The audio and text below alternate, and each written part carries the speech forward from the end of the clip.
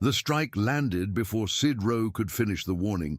The Empress's crystalline knuckles connected with his jaw in front of the entire reception hall aboard the Conclave Spire, and every carapace in the room turned to watch a maintenance technician be corrected for speaking out of turn. He was 42 credits an hour. He wore a grease-flecked jumpsuit. He should have gone down onto the polished obsidian floor and stayed there until protocol officers dragged him away. The Vathri Conclave did not know yet that the man their Empress had just struck had already killed 2 infiltrators in the docking corridor on his way to that hall. They did not know his file. They did not know the language his father had used, or the pipe wrench that still rode in his kit bag. 6 months later, when the war that should have started that night had not started, Serath of the 7 Crystal Thrones would stand at a viewport above a mining world she had refused to burn, and she would understand, at last, what her hand had touched. But that was later. This was now. 6 hours before the strike, the air in the maintenance bay off the docking arm tasted of copper, burnt ozone, and cold synthetic grease. Sid Rowe was on his back under a coolant regulator when his shift began, and the first thing he saw on the underside of the panel was somebody else's handwriting. Somebody had scratched a maintenance note into the metal in the trade dialect of the 9th cluster: 9 cycles overdue, do not clear. The panel had been scheduled for full service every morning for the past 30 days, and every morning someone had signed the clearance without touching it. He was 42 years old. He had been 42 for 11 months, and he did not intend to become 43 anywhere near an Empress. That was the whole point of maintenance. Nobody looked at maintenance. Nobody asked maintenance for opinions. The job asked him to check pressure gauges and replace filters, and above all, not to care about anything that happened above his pay grade. He had chosen it deliberately, the way another man might choose to drink. He rolled out from under the regulator and sat up. His jaw ached from the cold of the deck plate. The bay hummed with the low, steady vibration of a starship at berth. It was a vibration his bones had learned in a place with heavier weather and never forgotten. His hand went, without thought, to the pipe wrench in the top pocket of his kit bag, his father's wrench.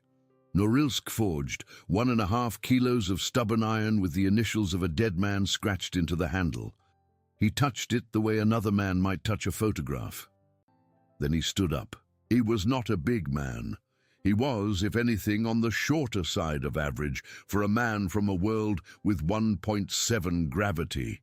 He was thick through the shoulders and the wrists in the specific way of a body that had grown up carrying its own weight against the pull of a heavy planet, and he moved with the deliberate economy of someone whose knees remembered everything. His hair was going grey at the temples. His eyes were the pale, tired blue of a man who had already lost the thing he was most afraid of losing and had not yet decided what to do with the rest of his life. He walked out of the maintenance bay at the top of the shift and did his rounds. The Conclave Spire was a floating cathedral, 7 kilometers of crystalline architecture, 7 great halls, 7 docking rings, 1 for each of the 7 crystal thrones, a rotating council where the Empress of the Vathri Conclave, at any given cycle, was drawn from one of 7 royal lineages by a process the humans had never fully understood and had eventually stopped trying to. This cycle, Serath of the 5th Throne wore the crown. Sid knew that because everyone in the spire knew it. He knew nothing else about her, and he preferred it that way. He checked the fire suppression on Ring 4. He checked the emergency oxygen cabinet on Ring 5. He got to the docking corridor on Ring 2 and found the wrong thing. There was blood on the floor of a service shaft. Not much. A smear on the lip of the hatch and a faint tacky sheen on the 3rd rung down. It was old enough to be brown at the edges and fresh enough at the center to still be red. Sid stood very still and looked at it for a long time, and the thing that had been dormant inside him for 4 years began quietly to wake up. He climbed down. Level 3 was a maintenance level. Nobody was supposed to be there but him and the environmental team, and the environmental team had signed off at second shift. He went along the shaft with his shoulder brushing the pipes, and at the second junction he found the delegate. The seventh delegate had been a Vathri of the third throne, a thin, tall figure with pale blue chitin, and a mouth arrangement that did not, technically, smile. He had been strangled with a strip of insulation wire and folded into the recess behind a coolant manifold. The wire was still around his throat, his inner eyelids were open, his outer eyelids were closed. Sid had seen enough dead things to recognize that arrangement as recent, no more than an hour, maybe less. He stood in the dark and thought. He was maintenance. He was 42 credits an hour. He did not have clearance to interrupt formal proceedings, and the message channels available to a maintenance technician on the conclave spire were all monitored by exactly the people he could not yet be sure were clean. He also had a face he had spent 4 years teaching to look tired, and a resume he had spent 4 years teaching to look empty. He climbed back out of the shaft, closed the hatch, wiped the blood off his sleeve, and started walking toward the reception hall.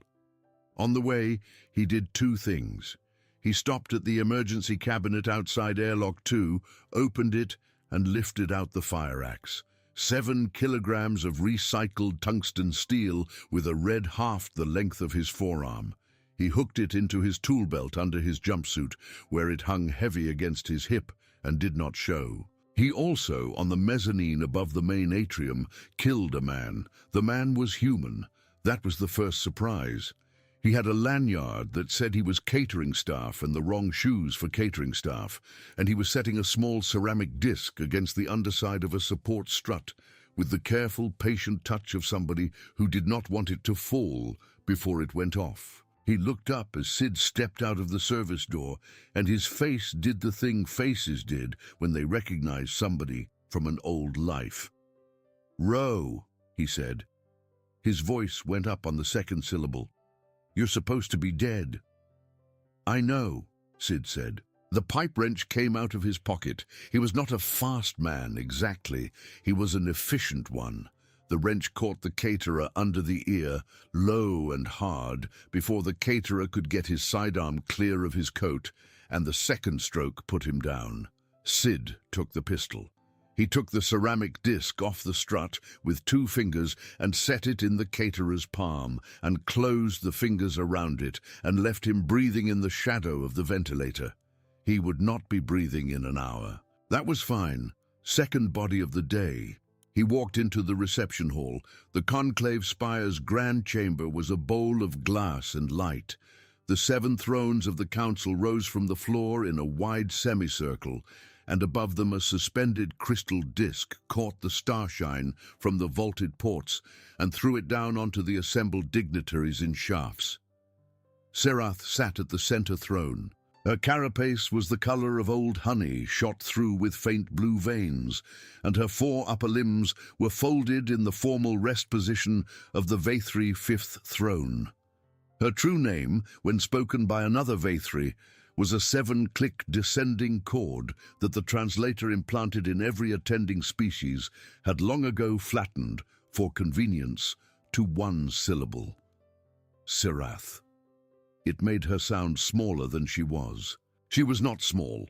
She was 7 feet at the shoulder when she stood, and her crystalline knuckles could open a bulkhead door if she felt strongly about it. The 7th delegate stood among the other 6 in the semicircle before the throne. He wore the pale blue chitin of the 3rd throne, and the correct sash, and the correct sigil, and the correct dignified silence during the reading of the accord.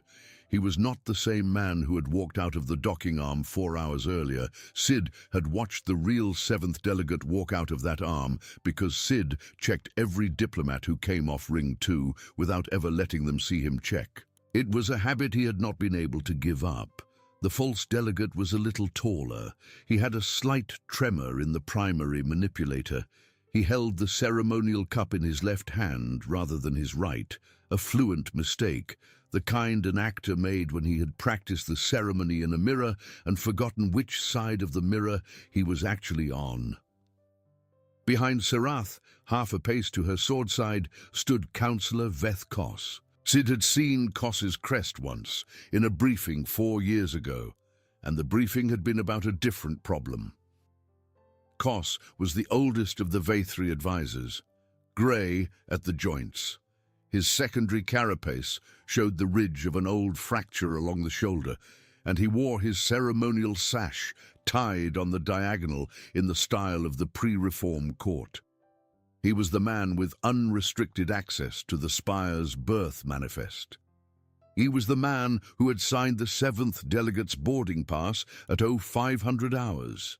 And when Sid moved through the crowd toward the throne, Veth Kos's inner eyelids flickered once and then held very still, in the way a man's did when he had just seen the ghost he was expecting. Sid crossed the floor of the reception hall on the diagonal through the outer ring of dignitaries.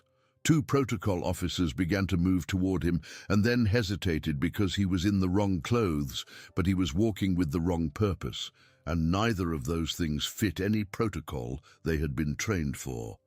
He reached the base of the throne. He looked up at the Empress. He did not kneel. "Your Radiance," he said in flat interstellar standard, "the delegate behind you is not the one who boarded this vessel." Serath looked at him. The whole hall stopped breathing at the same moment. "I do not know your name," she said. Her standard was low and precise, filtered through the translator collar at her throat, and her real voice underneath it was a series of clicks and chord tones that did not entirely fit a human ear. "I do not know how you passed the outer ring. I know that you are a technician. Technicians do not address the throne. Your Radiance." Then she struck him. He did not see it coming exactly, because she moved with the correct casual dignity of a monarch swatting an insect off her plate. Her crystalline knuckles came around and up and connected with his jaw at the hinge, and the whole hall drew a single collective breath and held it. He turned with the punch. His father had taught him that a long time ago in a kitchen in Norilsk, with a table between them and his mother watching from the door. You turned with the punch because otherwise the punch broke you, and Norilsk did not raise boys who broke. He turned with the strike, and the crystalline knuckles slid along his jaw instead of into it, and he took 2 half steps back and did not fall. He looked up at her again. "Your Radiance," he said, "the delegate behind you is not the one who boarded this vessel." The false delegate's arm moved. Sid had already counted the angles. The false delegate was standing exactly where he could reach the gap between the Empress's secondary carapace plates on her sword side, and the arm coming up out of the ceremonial sash was too fast to be an arm on its way to a cup. The blade came out of the sleeve in a single flick. It was a resonance blade, hair-thin and pale, the kind of edge that would slide through crystal chitin the way a hot needle slides through wax. The assassin had rehearsed the gap. He had rehearsed the arc. He had rehearsed everything except a maintenance technician with a fire axe on his hip and the reflexes of a man who had spent 8 years standing between other men and the things that wanted to kill them. The axe came out. 7 kilograms of tungsten steel met the assassin's wrist at commitment. The resonance field along the blade flickered. The field was tuned for chitin and armor plate. The field was not tuned at all for a lump of dumb, dense metal swung at speed. The tungsten steel did not shatter, it did not care. It went through the assassin's wrist joint on the second edge, and the resonance blade skated off the ceremonial floor at Serath's foot with a sound like a wineglass being flicked, and the hand that had held it landed separately, still twitching, 3 paces to the Empress's left. The hall was silent. Not quiet, silent. It was a specific kind of Vathri silence, the silence that came when the whole room simultaneously realized that the assumption it had been operating on for the last 30 seconds had been the wrong assumption. The protocol officers had gone still. The dignitaries in the outer ring had gone still. Serath had gone still. Her strike hand was still extended in the position it had been in when it connected with Sid's jaw. and her outer eyelids were fully open, and for the first time in her 7-year reign as Empress of the Veithri Conclave, her private mind was recording a small, cold sentence. I have miscalculated. The assassin was still standing. He was staring at the stump of his own wrist. Sid brought the axe back on the return stroke and caught him at the base of the neck, where the false chitin joined the false sash, and the assassin went down beside his hand. Sid did not look at the corpse. He was already looking at Veth Kos. Kos had taken exactly 1 step backward. The tremor along the counselor's manipulator matched, at exactly the same frequency, the tremor Sid had seen in the false delegate's hand 30 seconds ago, and Kos's sleeve had rolled back in his 1 step of retreat, just enough to show the crest at the wristband. The crest was a housemark, a stylized broken cord. Sid had seen it 4 years earlier in a briefing about a corridor on Mars, and the briefing had been about the day his partner Reyes died with 3 holes in his chest and the smell of blood in a suit collar that Sid had never quite been able to wash out afterward. It was a housemark he had promised himself later that he would learn to forget. He had not forgotten it. He said, without taking his eyes off Kos, "Your Radiance, your senior advisor, is armed, and he is currently deciding whether to run or to fight." Kos ran. He was not a young Veithri, but he was fast for his age, and he had the layout of the spire memorized. He went through the service door behind the throne dais that a maintenance technician would have used, and Sid, who had used that door 6 times that morning, went after him. Behind him, the reception hall began, at last, to unfreeze. He heard Serath's voice cut through the noise, low and hard and not translated. He heard the whine of security lockdown. He heard, faintly, the sound of somebody's ceremonial cup hitting the floor. He did not hear anyone follow him. That was fine. He would have preferred not to be followed. The corridor behind the throne dais was narrow and lit in the deep gold of Veithri emergency light. Kos had gone left toward the counselor's private wing. Sid went left. He had the fire axe in one hand and the pipe wrench in the other, and the pistol from the caterer tucked into the waistband of his jumpsuit. And his ribs were beginning to catch a little on each breath because the Empress's punch had done more than skid. He was going to have to remember that later. She had not been trying to kill him. If she had been trying to kill him, he would have been dead. That was the second thing his private mind had noticed about her. Halfway down the corridor, the lights went out. Sid did not stop. He shifted the axe to his weak hand, the pipe wrench to his strong hand, and kept moving. He had been in the maintenance bay for 4 months. He knew the corridor by touch. He knew where the deck plate was warped and where the ventilator grill came out at shin height. He counted his steps and did not use the pistol because a pistol muzzle flash gave you away. The lights came back on in the private wing. There were 2 operatives waiting for him in the antechamber outside Kos's suite. They wore the black and crimson of a security detail whose crest he did not recognize, and they were armed with disruption pistols, which were the correct weapon to bring against an armored diplomat, and the entirely wrong weapon to bring against a maintenance technician in Norilsk thick coveralls. Disruption pistols worked by shaking the resonance out of the target. Chitin shattered under a disruption pistol. Crystal armor cracked. Human tissue, unfortunately for the operatives, mostly bruised. Sid had always known which category applied to him. The first operative fired at him from 12 feet away. The blast punched Sid in the chest like a horse's kick and put him a step back and lifted his coveralls off his skin in a puff of the sharp, ozone-like discharge that disruption weapons left behind. And it did not put him down. It did not, in fact, put him anywhere he had not been 3 seconds earlier. He turned with the shot the way he had turned with the punch. The pipe wrench came down on the operative's forearm on the follow-through, and the operative's forearm bent in a direction it was not supposed to bend, and then Sid was inside the second operative's guard, and the tungsten steel of the fire axe came up under her jaw. The antechamber was very quiet after. He kicked the door open into Kos's suite. Veth Kos was standing at his desk with a communicator in one manipulator and a resonance cannon in another. The cannon was pointed at the door. The communicator was in the middle of a burst transmission, and Sid caught the last 3 words before Koss cut the channel. "Cascade the ignition," Koss said. Then he saw Sid, and he raised the cannon.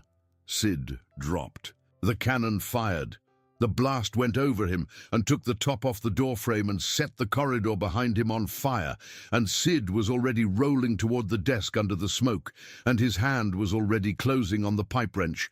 And then Koss's second shot went into the deck plate a foot from his ear, and the desk between them exploded in a fine, glittering rain of crystal debris. He came up behind the desk with the pistol from the caterer in his hand. "Counselor," he said. His voice was level. He was aware that his voice was level in the way that a man who has been shouted at his whole life is aware of the sudden silence of his own kitchen. "Put down the cannon." "I have already sent the signal," Koss said.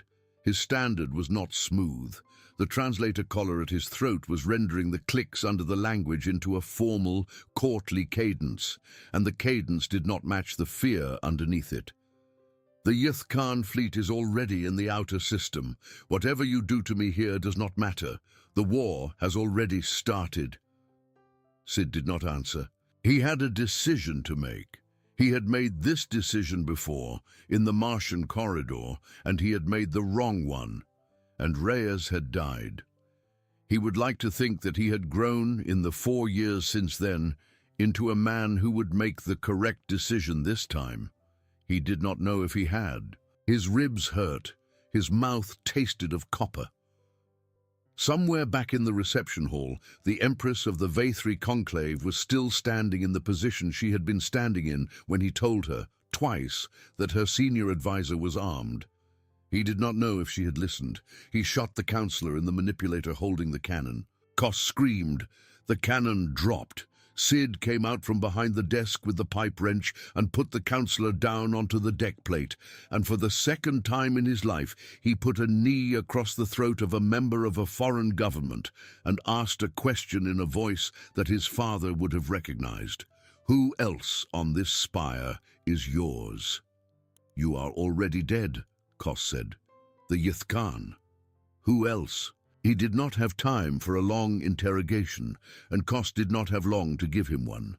There were 3 operatives still moving on the spire, the 2 in the docking corridor, plus the caterer, plus the false delegate, plus these 2 in the antechamber, minus the 4 he had already handled. 3 still moving. He had counted on the way in, 6 of them coming off the docking arm on a false manifest. 2 on the arm, the caterer, the false delegate, 2 here. That left 1. The last one was going to be somewhere close to Serath. He got 2 words out of Koss before Koss went unconscious. The 2 words were a name. The name was the name of Serath's personal bodyguard, the prime of the 3rd blade, the Vathri warrior who had stood at the Empress's left elbow at every state function for the last 6 years. It was a name Sid did not know. It was a name Serath knew very, very well. Sid stood up.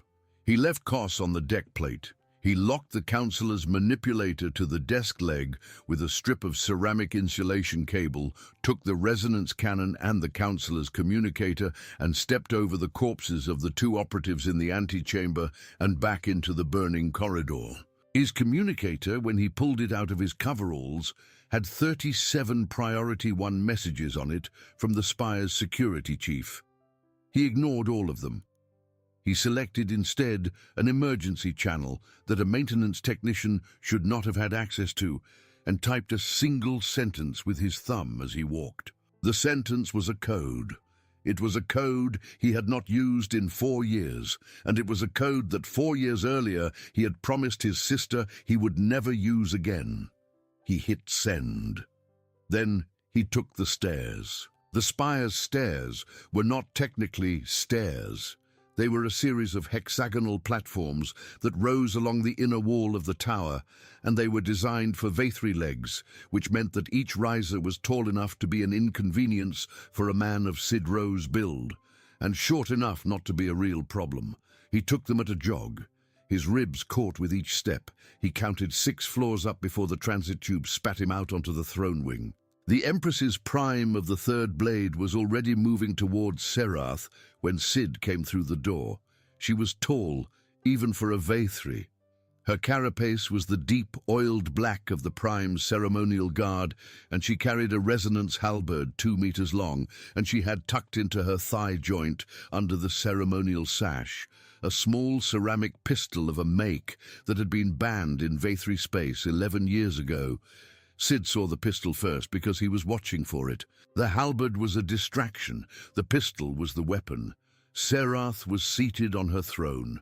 She had been given a ring of protocol officers around her, and the halls had been sealed, and she was watching the reception floor being cleaned up with the wary, distant regard of a monarch whose hand was still humming from the impact of a jaw it should never have touched. The Prime crossed the reception floor and knelt at the base of the throne. Serath extended her strike hand in the formal gesture of acknowledgement.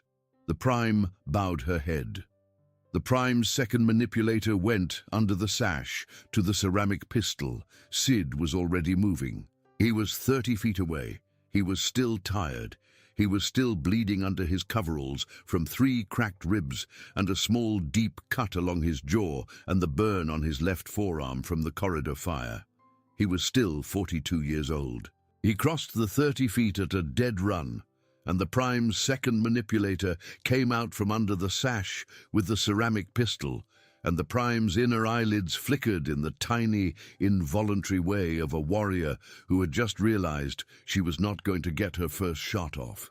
Sid tackled her from the side. Tackled. They went down together on the polished obsidian floor in front of the throne.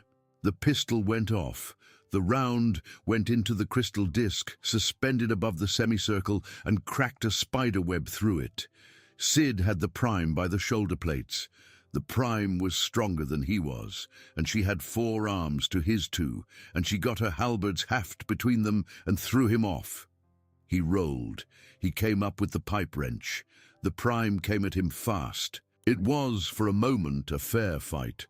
It was a fair fight for maybe 6 seconds. Then Sid stopped fighting fair because he had never in his life fought fair when the stakes involved a body he was supposed to be protecting. He gave up on the wrench. He let her have the wrench. He let her close, and she took the wrench in her third manipulator, and she brought it up into a lock she had learned in the Prime's Academy on Vaythris Prime. And the moment her weight committed to the lock, he stepped inside it and jabbed his thumb hard into the joint of her secondary carapace where the plates overlapped along the ribs. The joint was a design flaw. It was a design flaw that no Vaythri would ever, in a fair fight, have exposed to an opponent, because no Vaythri would ever have thought to fight for it. Sid had spent 3 months in the maintenance bay, reading the medical schematics of every species that came through the spire, because he could not stop being a bodyguard, even when he was pretending not to be, and he had known about the joint for 11 weeks. His thumb sank in past the second knuckle. The Prime made a sound that no translator had ever been asked to render. She dropped the wrench. Sid caught it on the way down, spun, and brought it up under her mandible on the return. She went down. She went down hard. She did not get up. The reception hall was silent again. He stood over her, breathing carefully because his ribs had let him know that they were done. "Thank you," and turned to the throne. Serath had not moved. Her strike hand was still extended in the formal gesture of acknowledgement. Her outer eyelids were open. Her inner eyelids were open. For the first time since the punch, she was looking at him not as an object, but as a person. "Your Radiance," Sid said. His voice was rough. He was aware that he was going to have to sit down soon. "Your Prime of the Third Blade is in the pay of the Ithkan Compact. Your senior advisor is restrained in his private suite. The Ithkan fleet is in your outer system, and it is inbound. You have, I estimate, about 6 hours." He did not kneel.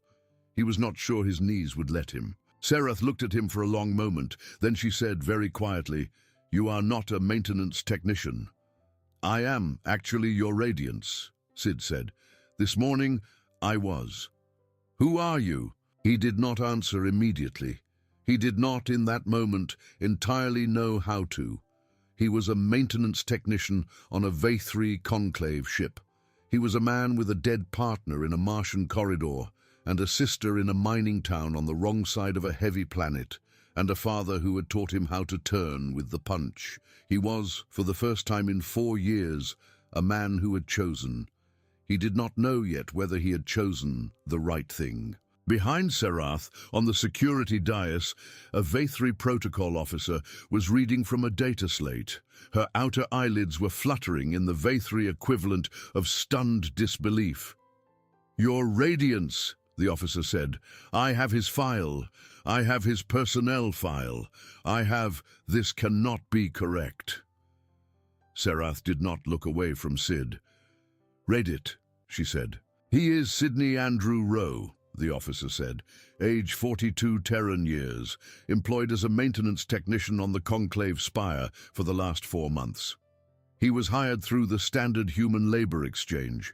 His employment history for the last 4 years shows sanitation on Ceres, docking on Titan, hydroponics on the Kessler Belt. Prior to that, she stopped.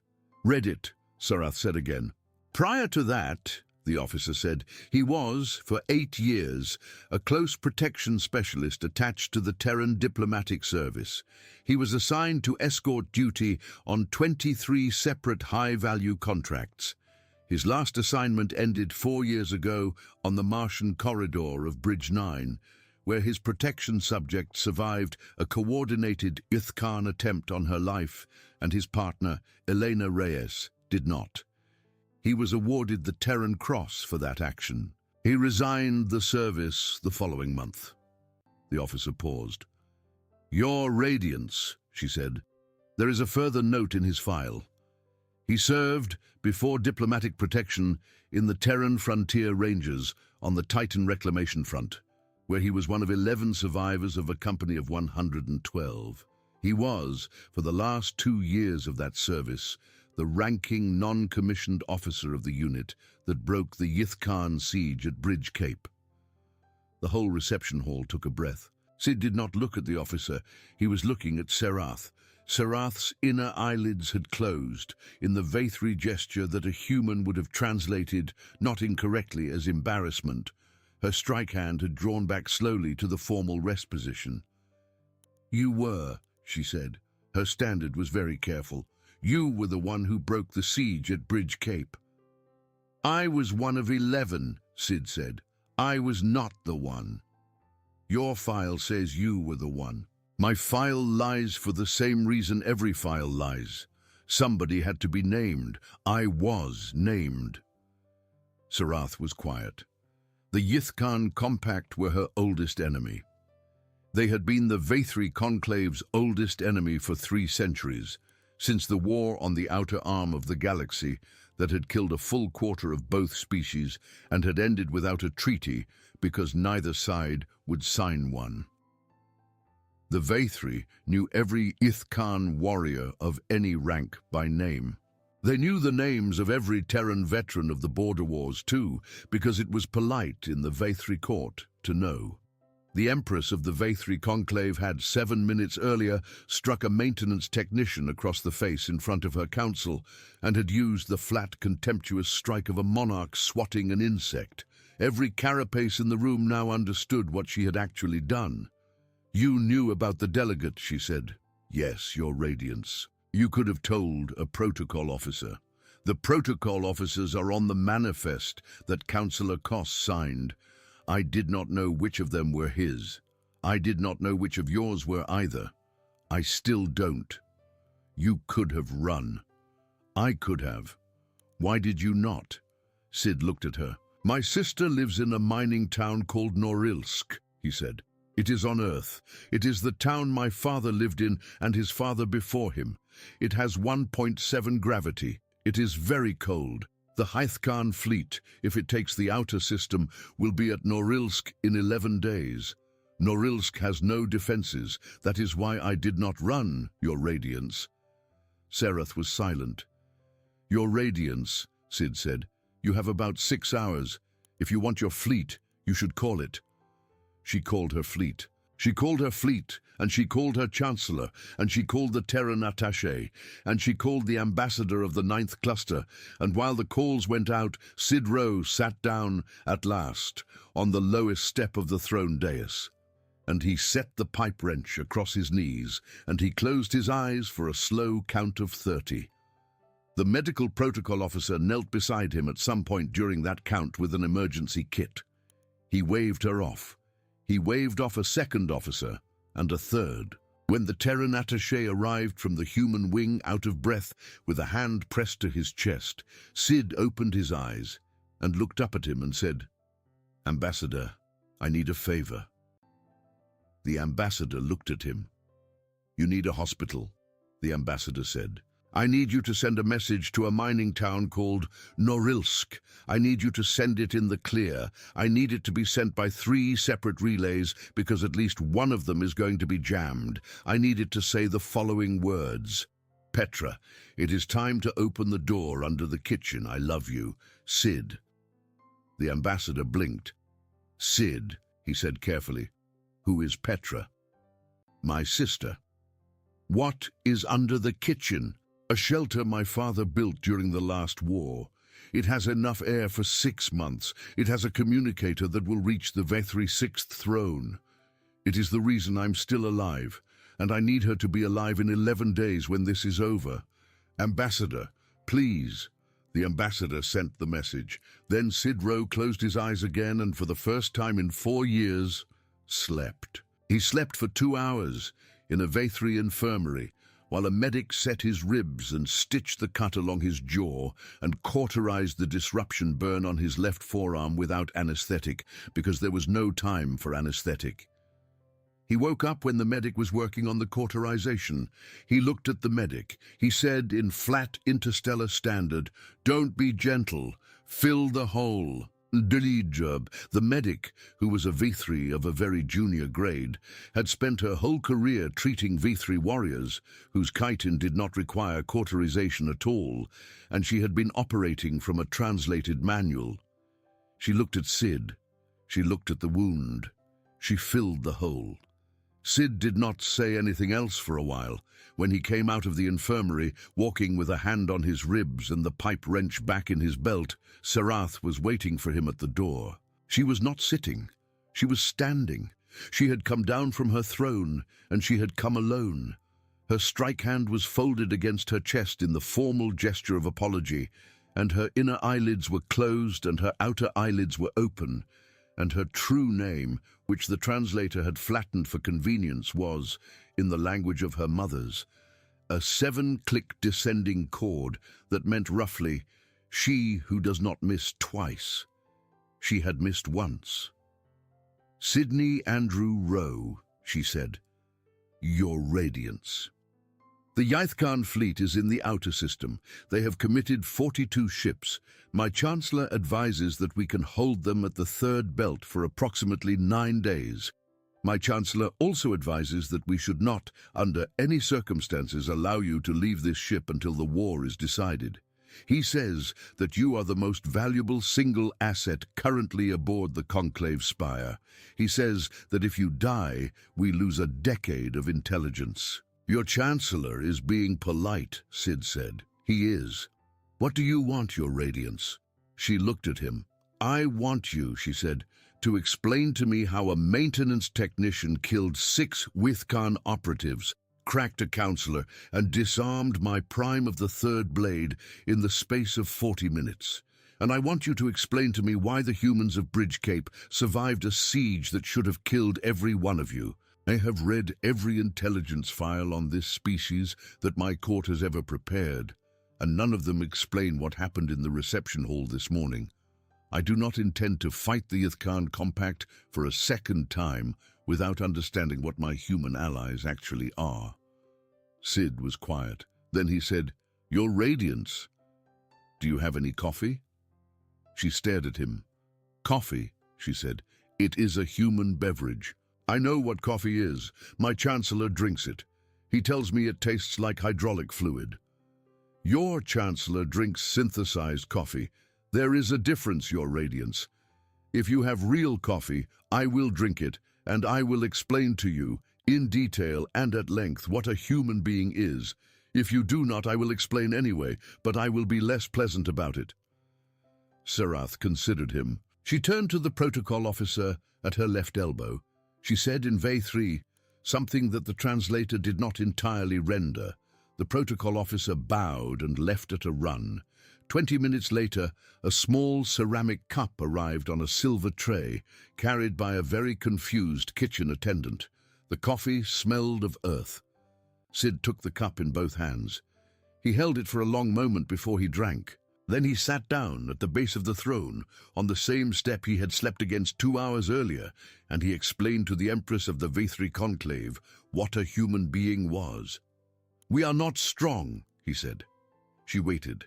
"We are not fast. Your prime of the third blade was faster than I am. She is stronger than I am. She had 4 arms to my 2, and she had, in a fair fight, every advantage that biology could give her. I beat her because I have spent 3 months reading the schematics of your ribcage, and because I cheated. That is the first thing you should understand. We cheat." "Every species cheats," Serath said. "Not the way we cheat. We cheat backwards. We cheat by being harder to kill than we should be. The reason we broke the siege at Bridge Cape was that the Yithkan had brought disruption weapons. Disruption weapons work on your species and on theirs, because your species and theirs have crystalline internal structures. They fire a resonance frequency tuned to the resonant frequency of chitin. Chitin shatters, crystal cracks, human tissue mostly bruises. Their entire strategy for that siege was built on the assumption that a weapon that killed a V3 in 1 shot would kill a human in 3. The correct number, it turns out, was closer to 11. 11 shots. 11 shots at close range at the same soldier to put him down permanently, and even then he sometimes stood up again. "You are telling me that your species is bulletproof. I am telling you the opposite, Your Radiance. I am telling you that we are not bulletproof at all. A Yithkan disruption pistol hurts. It cracks your ribs. It ruptures small vessels. It leaves you unable to breathe correctly for a week. It is horrible. It also mostly does not kill you fast enough. Our tissue is dense. Our bones are dense. On Earth, in the world I grew up in, gravity is 1.7 times what your body is built for. Our whole biology is built for gravity. Your whole biology is built for elegance. Our whole biology is built for teeth." He drank the coffee. "The other thing you should understand," he said, "is that we are stubborn. This is not a virtue, Your Radiance. This is a defect. We do not know when to stop. When your prime of the third blade broke my ribs this morning, my body understood that it was hurt. My body did not understand that it was over. Your prime understood that a warrior with 3 cracked ribs is a warrior who has lost. That is a fair rule. It is a V3 rule. It is a rule for people who evolved in gardens. The rule for people who evolved in Norilsk is different. The rule for people who evolved in Norilsk is that a warrior with 3 cracked ribs is a warrior who has 3 seconds to decide whether the person who cracked them lives or dies. Your prime made the mistake of assuming that I would use those 3 seconds to fall down." "You are describing," Serath said slowly, "an animal." "I am describing your ally," Sid said. She was silent for a long time. "The Yithkan," she said at last, "understand your species. They fought you at Bridge Cape. They understand us wrong. They understand us as monsters. The Yithkan Compact has, since Bridge Cape, spent 30 years telling itself that humans are super soldiers with unnatural regeneration. They have written it into their intelligence briefings. Their strategy against us assumes it. That is why, Your Radiance, 6 Yithkan operatives came aboard your ship this morning to kill you, and they lost to a middle-aged maintenance technician. They came prepared for a super soldier. They did not come prepared for a scared man from a mining town with a wrench. You were not scared. Your Radiance, I have not stopped being scared since the moment I found the delegate's body in the shaft." That is the third thing you should understand about my species. Fear does not stop us. Fear speeds us up. We have been running from things bigger than us for 600,000 years. We have never once, in that entire time, decided that the correct response to fear was to lie down. Zarath was quiet. She sat down at last on the step above him. It was, formally, an offense against protocol for the Empress to sit on the step of her own throne. She did it anyway. The protocol officers behind her looked away in the specific Vathri gesture of a court pretending not to have seen what it had just seen. "Sidney Andrew Rowe," she said, "Your Radiance. When my Chancellor advises me to fight the Yithkan Compact, he is advising me to save my empire. My empire is 9 worlds. Your Terran Confederacy is 4 worlds, of which one is a rock in a mining belt and one is a moon of a gas giant. My Chancellor tells me that the correct course of action when the Yithkan fleet arrives is to hold the third belt and then negotiate a settlement in which the Terran Confederacy is the concession we make." Sid did not move. "I am telling you this," Zarath said, "because I am not going to do it. I am not going to do it because you told me 3 hours ago that your sister lives in a mining town with no defenses and that the Yithkan will be at her door in 11 days. I do not know your sister. I struck you in the face this morning because you interrupted a formal proceeding. I would like, when this is over, to apologize to her. You would like to apologize to my sister. I would like to apologize to your sister. It is a Vathri custom.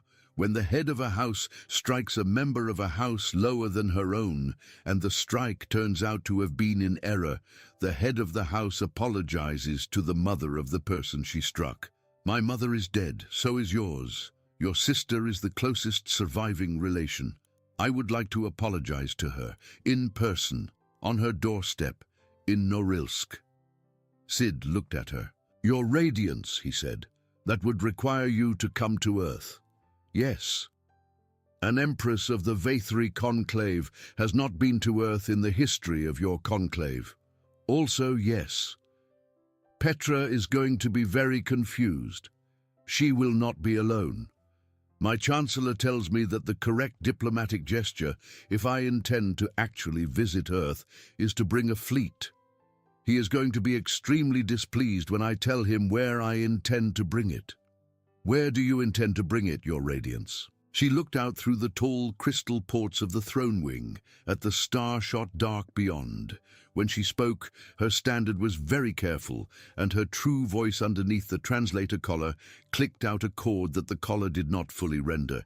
And Sid, who did not know the language of the Vathri Fifth Throne, understood the chord anyway. "The outer system," she said. "The third belt. I intend to bring my fleet to the third belt, and I intend to hold there for as long as the Yithkan care to test us. And when they are finished, I intend to visit Norilsk and apologize to your sister." Sid drank the rest of his coffee. "Your Radiance," he said, "if you go to the third belt, they will come at you in 3 waves. The first wave will be their strike carriers. The second wave will be their planet cracker platforms. The third wave will be a boarding action against your flagship because the Yithkan believe that killing the Empress ends the war. They will send between 40 and 60 commandos onto this ship. They will not care about their own losses. If you want the third belt to hold, you are going to need a plan for the boarding action, and you are going to need it before you leave. My prime of the third blade is currently unconscious in the infirmary." "Yes, Your Radiance." "My prime of the third blade was, until 3 hours ago, the officer responsible for the security of my person during boarding actions." "Yes." "I do not have another officer of equivalent seniority currently on this ship." Sid was quiet for a long time. Then he said, "Your Radiance, I am 42 credits an hour. I am prepared to negotiate." He looked at her. He looked at the pipe wrench across his knees. He looked at the coffee cup. He looked past her at the crystal disc suspended above the throne. and at the spiderweb crack in it where the Prime's ceramic pistol had put its one bullet. He thought about Reyes. He had thought about Reyes for 4 years. He had thought about Reyes on Ceres and on Titan and in the Kessler Belt, and every night for the past 4 months in the bunk of a maintenance technician on the Conclave Spire. Reyes had died on Bridge 9 because Sid had missed the false diplomat coming out of an airlock on the port side, and he had missed the false diplomat because he had been listening to his earpiece instead of watching the airlock. That was the sentence he had lived with. That was the sentence he had signed with a resignation letter and 4 years of sanitation and hydroponics and maintenance. He had, that morning, watched the airlock. He had watched the airlock, and he had noticed the false delegate, and he had done, at last, the thing he had not done on Bridge 9. He set the coffee cup down. "Your Radiance," he said, "there are 3 conditions. Name them. 1. If I take this contract, I take it as a Vathri second of the blade under direct commission from you. I do not take it as a Terran contractor, and I do not take it under conclave civilian law. If it goes wrong, I want to have gone wrong as your officer." Agreed. 2. My sister comes off Earth, not tonight. Tonight she goes into the shelter under the kitchen. But the moment this is over, I want her on the first Vathri courier to any conclave world that is not Norilsk, and I want her there for as long as it takes the Yuthkan to forget that a man named Sid Rowe existed. Agreed. 3. He looked at her. 3. When this is over, I want to go back to being a maintenance technician. I do not want a promotion. I do not want a Terran cross. I do not want a Vathri sash. I want to finish my contract on this spire, and I want to be 42 credits an hour again, and I want to be forgotten.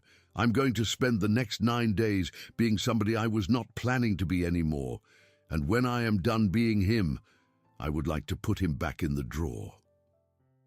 Serath was silent. Then she said, "That last one, Sidney Andrew Rowe, is the only one I cannot promise. Your Radiance. I can promise you the contract. I can promise you your sister. I cannot promise you that you will be forgotten. I am the Empress of the Vathri Conclave, and I struck you in the face in the reception hall this morning in front of my council. The whole Conclave knows. By the end of the day, the whole Ithkan Compact will know. By the end of the week, every species from here to the 9th cluster will know that the Empress of the Vathri 5th throne struck a human maintenance technician in her own reception hall, and that the human from a heavy world called Earth stood up and took the punch, and then saved her life. You will not be forgotten. I am sorry." Sid looked at her for a long moment. Then he said, "Fine, I will take the other 2. She extended her strike hand. It was, for a Vathri, the formal gesture of a contract. Sid put his palm against her crystalline knuckles, which had, that morning, come around and up and connected with his jaw at the hinge. Her chitin was cool. It was smoother than he had expected. His palm covered less than half of her hand. She curled her manipulator gently around his fingers in the Vathri version of a handshake and did not squeeze. "Second of the Blade Row," she said. "Your Radiance. Welcome to the fleet." The Conclave Spire moved to the 3rd belt at 1700 hours ship time. She moved with an escort of 6 heavy cruisers and 11 strike carriers and a screen of 430 light interceptors, and she took position in the shadow of a dwarf planet the V3 had, 4 centuries earlier, hollowed out for a weapons depot they no longer used. Sid Rowe was in the Empress's command wing when they arrived. He was wearing the plain black uniform of a Vathri second of the blade. It fit him poorly because it had been tailored for a Vathri, and the Chancellor's assistant had cut the shoulders down at some speed and had left the seams rough. Sid did not mind. It had a strap for the fire axe. He had also, in the 2 hours before departure, cracked Vethkos further. Kos had, when properly motivated, given up the boarding plan. The Ithkan commandos were coming aboard the Spire in the 4th hour of the engagement, through a false docking manifest carried by a Vathri courier that Kos had been due to authorize. Kos had also given up the reason the Wythkhan Compact, it turned out, was not fighting the Vathri because they wanted the Vathri worlds. They were fighting the Vathri because they wanted the Terran Confederacy. They had spent 30 years since Bridgecape convincing their inner council that the humans were the true threat, and the only way to get the humans was to get the Vathri out of the way first. The Vathri were, in Ithkan strategic thinking, the buffer state. Killing Serath and taking the Conclave was the opening move in a war whose actual target was Earth. Sid had listened to Kos say this in the Councillor's private suite, and he had, for a long moment, been very still. Then he had walked out of the suite and gone to the Empress's command wing and asked her, formally, for a private audience. The audience had lasted 11 minutes. When it was over, Serath had transmitted a personal message to the Terran Confederacy Council and had signed it with the 7-click descending chord that was her true name, and the Terran Confederacy Council had, for the first time in the history of both species, mobilized its full frontier fleet under the flag of an ally. There were, by the time the Vathri Conclave arrived at the third belt, 11 Terran heavy cruisers already there. Sid Rowe stood on the observation deck of the Spire and watched them come in. They came in on the diagonal from the Kessler line at flank speed, and they did not slow down as they entered the belt. The lead cruiser was called the Norilsk. Sid stood at the port for a long minute and did not speak. Then he went back to work. The Ithkan came in on the 8th hour. They came in on schedule. Strike carriers first, then platforms, then a heavy transport wave that Serath's Chancellor called out on the tactical display as a probable boarding formation. The Vathri interceptors met the strike carriers at 40,000 kilometers and rolled them back on their own axis. The Terran cruisers met the platforms at closer range and took 2 casualties in the first 11 minutes and did not stop shooting. The Ithkan transport wave slipped through the outer screen in the confusion of the platform engagement, and on schedule aligned itself with the Conclave Spire's docking rings. Sid Rowe met them in the docking corridor of Ring 2. He was not alone. He had, in the 7 hours since taking his commission, done 2 things that a Vathri Prime of the Third Blade would have done in his position. He had picked his people, and he had picked his ground.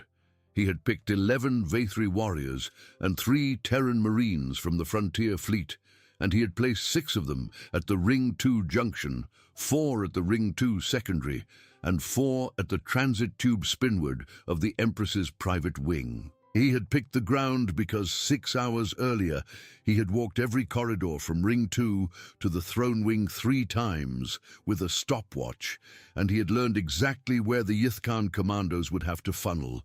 The Ithkan commandos, when they came, funneled where he had told them to funnel. He killed the first one with the fire axe. He killed the second one with the axe on the return stroke.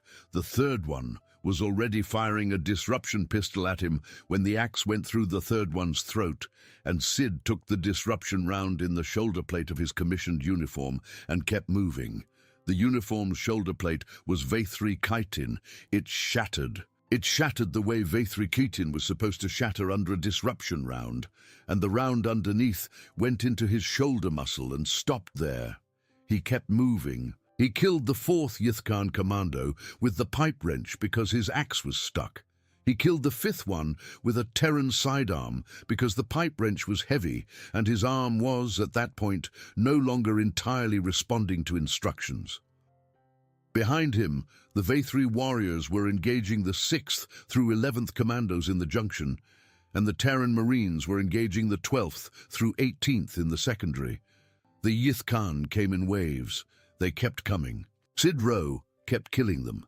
At the top of the 4th hour of the boarding action, he was down to 7 of his 14 defenders.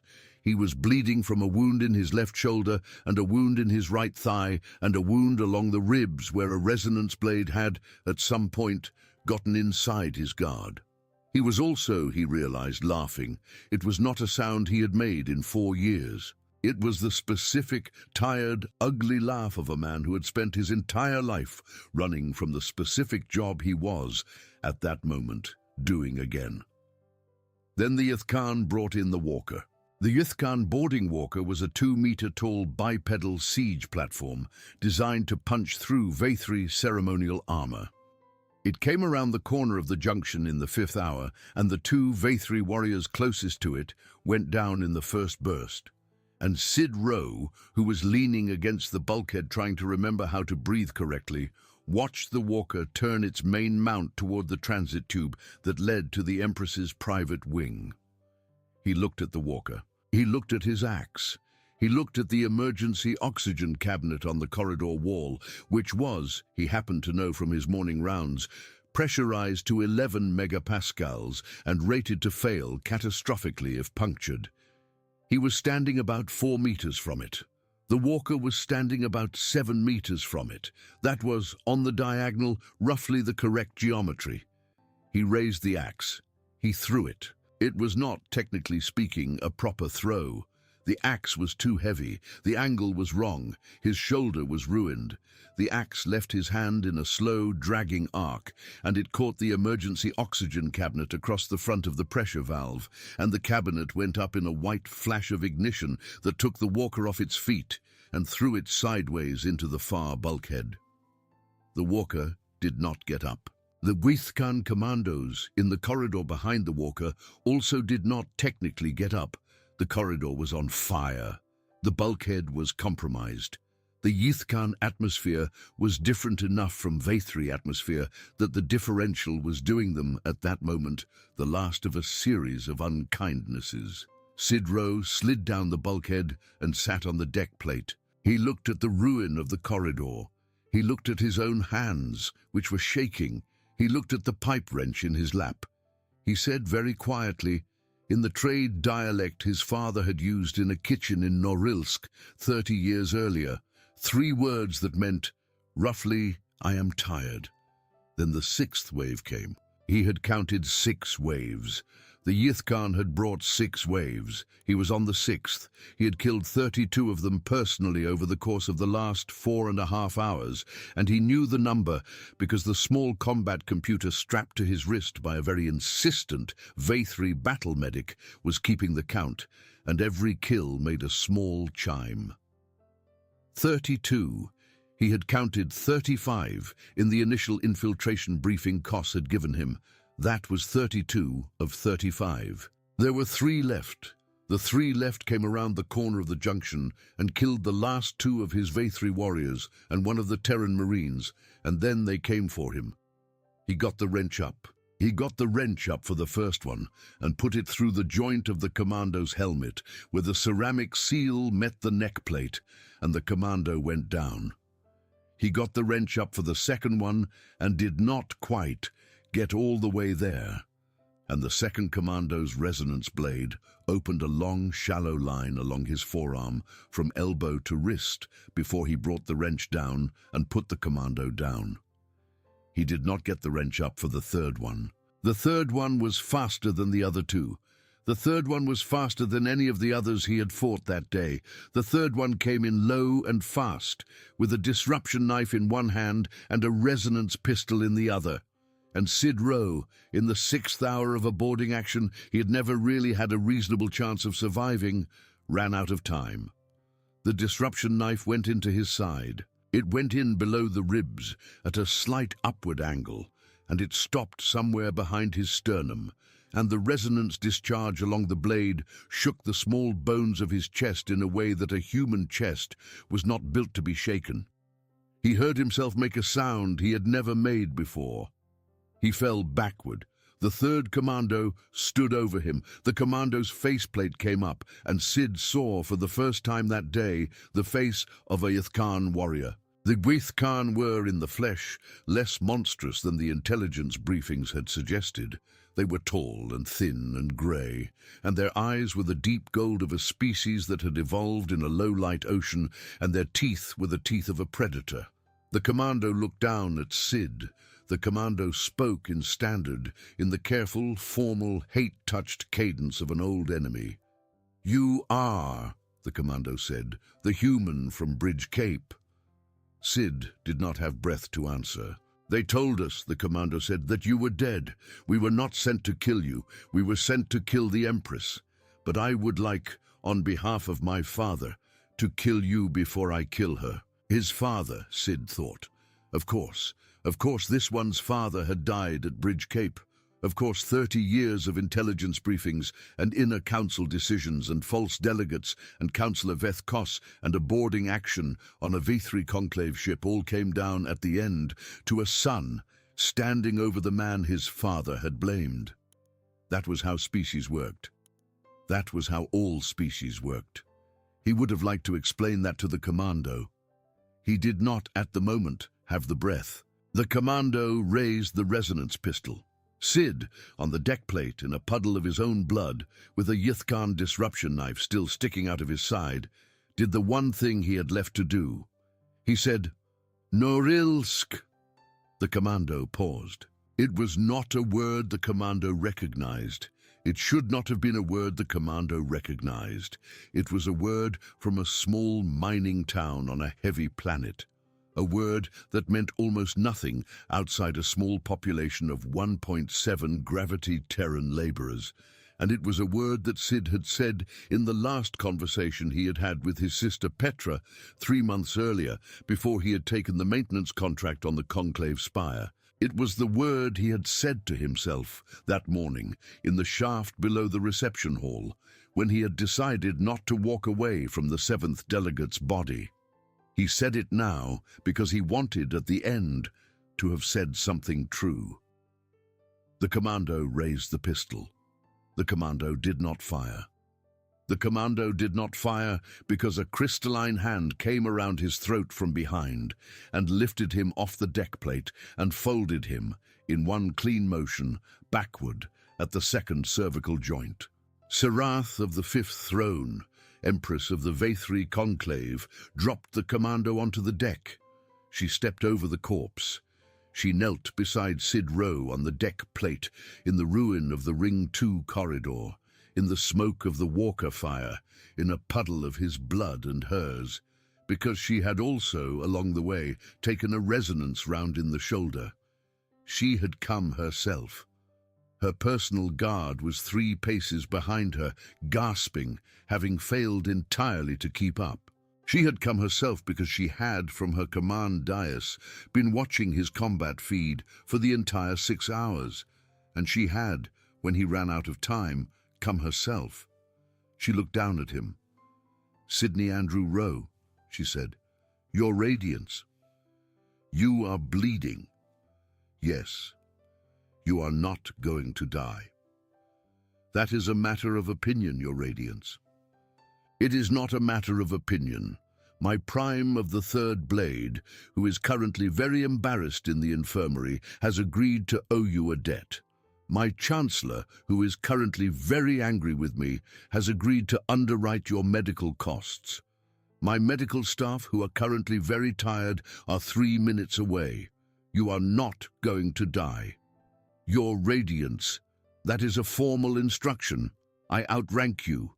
Do not die." Sid looked up at her. He looked up at the Empress of the V3 conclave, who had that morning struck him in the face in the reception hall. He looked up at her, and he thought quite clearly that he had liked her better before she started giving orders he was not sure he could follow. He thought about Reyes. He thought about the pipe wrench. He thought about the shelter under the kitchen in Norilsk and the message that had gone out 3 hops earlier, and his sister Petra, who would, at that moment, be sitting in the dark under the kitchen and refusing to be afraid. He thought about the fire axe. He decided quite suddenly that he did not want to die on a V3 deck plate. He said, "Your radiance, please." "Yes. Please get the knife out." She got the knife out. She got the knife out with the deliberate, careful precision of a monarch who had never in her life had to remove a knife from anyone before, and she did it right, and the knife came out, and Sid Rowe made a sound that a V3 throat would not have been able to make. And then the medical team arrived and shoved her aside, and Sid Rowe went, at last, unconscious. He woke up 11 days later in a V3 infirmary on the throne wing of the conclave spire. The spire was in orbit around Earth. He knew this because the ports of the infirmary looked out on a small, blue-veined marble the size of his fist, and because his sister Petra was sitting in the chair beside his bed, reading a Terran engineering manual. She looked up when his eyes opened. She said, "You're an idiot." He said, "I know." She said, "The Empress apologized to me on the front step. She brought flowers. She had to bend down to fit in the door." He said, "Good." She said, "You had 6 ribs cracked. You had a disruption knife under your sternum. You had a resonance round in your shoulder. The Vathri medical officer said you should be dead 6 times. I told her you always were an idiot." He said, "I love you." She said, "Shut up and drink your water." The Yithkan Compact had, in the 11 days he had been unconscious, sued for peace. Their inner council had been dissolved. Their fleet had been rolled back to their outer worlds. Their war on the Vathri Conclave was over, and the second war they had been planning, on the Terran Confederacy, had been called off. Councillor Veth Kos had been executed by his own house. The Prime of the Third Blade had, under a truth interrogation, given up 17 other Ithkan collaborators in the Vathri court, and they had all been quietly removed. Serath of the Fifth Throne had, in the immediate aftermath of the Third Belt engagement, signed the first formal alliance treaty in the history of the Vathri Conclave and the Terran Confederacy, and the treaty had, on both sides, been ratified without a single dissenting vote. The treaty was, in the Vathri court, referred to as the Ro Accord. Sid Ro hated the name. Serath came to the infirmary on the 14th day. She came without her guard, and she came with a small ceramic cup on a silver tray. The tray was carried by the same very confused kitchen attendant who had brought the coffee 10 days earlier. Serath set the tray down on the small side table next to the bed. Petra, who was still sitting in the chair, looked up at the Empress and did not stand, because Petra was a Norilsk woman, and Norilsk women did not stand for anybody. Serath's outer eyelids flickered in the Vathri gesture that was, approximately, a smile. "Sidney Andrew Rowe," she said, "your radiance. Second of the Blade Row. Formally, your radiance. Your commission technically is still in force. My commission technically is going to be surrendered as soon as I am upright, your radiance." Serath was quiet for a moment. Then she said, "That was your third condition. I have not forgotten. I would like to say something about the third condition. Your radiance. You said you wanted to go back to being a maintenance technician. You said you did not want a promotion. You said you did not want a sash. I told you at the time that I could not promise you that you would be forgotten. You did, your radiance. I would like to renew the offer in a different form." He looked at her. "There is a small ceremonial garrison," she said, "on a mining world called Keswick, on the outer edge of the Fifth Throne's holdings. It is not an important garrison. It is 30 warriors and a supply station and a set of fusion generators that need very regular maintenance. It is, by Vathri custom, staffed by warriors who have earned the right to retire from active service, but who wish to stay useful. The garrison serves a mining town. The mining town has roughly the gravity of your Norilsk.